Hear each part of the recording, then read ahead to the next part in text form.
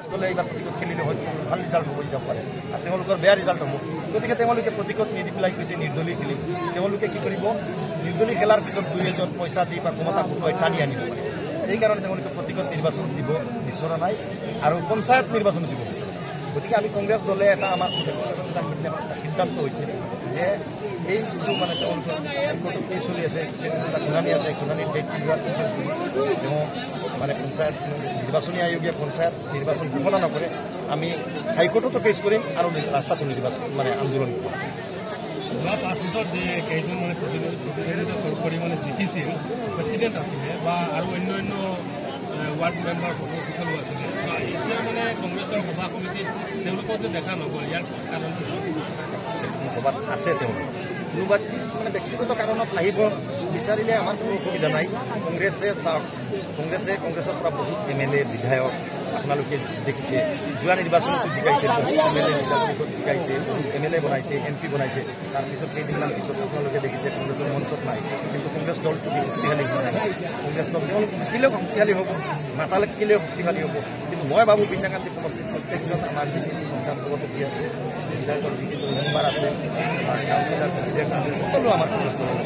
কিছুমান নিৰ্দলীয় দলক মানে প্ৰচাৰ কৰি আছে যে ৱাৰ্ড কাউন্সিলাৰ আৰু জিলা পৰিষদত মানে কংগ্ৰেছৰ ভোট দি দিয়ক আৰু ৱাৰ্ড মেম্বাৰ আমাক দিয়ক, ইয়াক কৈ আছে যে আমি কংগ্ৰেছী। এই সন্দৰ্ভত আপুনি কি কংগ্ৰেছী এনেকৈ কংগ্ৰেছ ক'লেতো কংগ্ৰেছ মই ক'লেই কংগ্ৰেছ হৈ যাব এনেকৈ নহয়। কংগ্ৰেছ দলৰ নীতি নিৰ্দেশনা আছে, কংগ্ৰেছৰ এতিয়াতো মইতো ক'ব নোৱাৰিম তেওঁলোক কংগ্ৰেছী নহয়।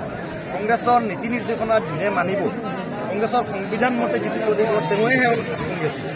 কোনোবাই যদি মই নিৰ্দলীয় খেলিম আৰু জীৱিত লাগিম আৰু কংগ্ৰেছ কৰিম, তেনেকৈ কংগ্ৰেছ কিছুমানে হয়তো ক'ব পাৰে তেওঁলোকৰ নিজৰ পাইছে। কংগ্ৰেছৰ পলিটিকেল এফেয়াৰ্ছ কমিটিৰ যিটো অসমত সিদ্ধান্ত হৈছে, এই সিদ্ধান্ত মৰ্মে আমাৰ প্ৰত্যেকটো জিলা সভাপতিক কৰ্তৃত্ব দিয়া হৈছে, জিলা কংগ্ৰেছ কমিটিক কৰ্তৃত্ব দিয়া হৈছে।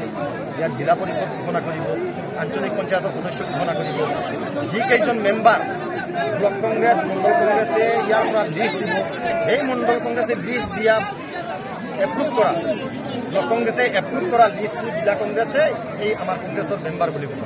যোৱাকালি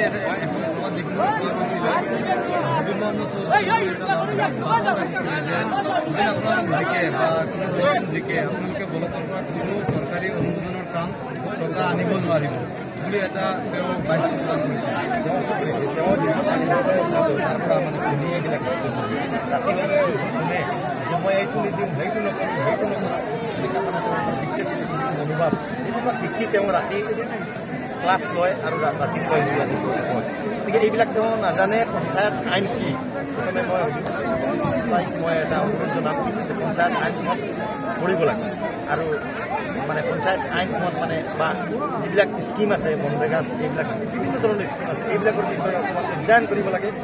এইবিলাক এটা আইন আৰু সেই আইন মতেই চলিব লাগিব। তেওঁ দেশৰ সংবিধান নহয়, তেওঁ ক'লেও নহ'ব।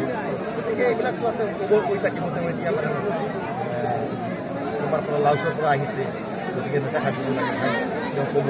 গতিকে আমাৰ সমষ্টিবিলাক ঘূৰক, জানক, বুজক। তেওঁ মানুহবিলাকক স্কিম আমি দিব লাগেহে, কাটিব নালাগে। ৰাইজক আমি স্কিমবিলাক দিব লাগে। এই স্কিমবিলাক ৰাইজৰ কাৰণে বনোৱা হৈছে। যদি ৰাইজক দিয়া নহয়, মই নিদিওঁ, কাটি দিম,